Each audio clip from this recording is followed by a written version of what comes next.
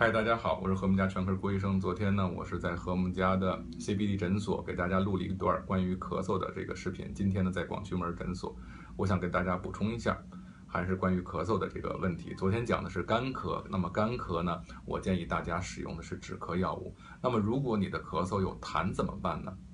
那么这种情况下，我想告诉大家，如果你是有痰的咳嗽的话呢，大家可以考虑使用化痰的药物。为什么呢？因为咳嗽是帮助你把痰咳出来的这么一个这个症状所以说呢，如果你要使用过多的止咳药物来治疗一个这个有痰的咳嗽的话呢，那么无非就意味着你的这个痰被抑制住，不让它咳出来，这对你身体是没有好处的其实人体这个咳嗽呢，是帮助人体把一些不要的脏东西咳出来这跟这个拉肚子和呕吐是一样的。你呕吐，因为你对这个东西你不喜欢这东西，你才会吐。你拉肚子是你身体不需要这个东西对你有害处，你的身体才要把它排泄出去。包括这个咳嗽也是如此。那么因此，你要是有痰的咳嗽，立即使用止咳药物的话呢，对于你来说是没有好处的。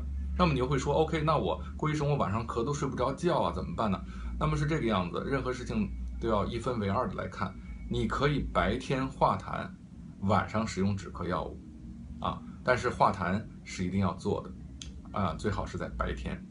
晚上呢我必须得保证你的睡眠，对不对？所以说晚上我可以给你点止咳药保证你的睡眠。OK， 希望这个关于咳嗽大家已经能够明白这个干咳和有痰咳嗽的这个初步治疗。谢谢。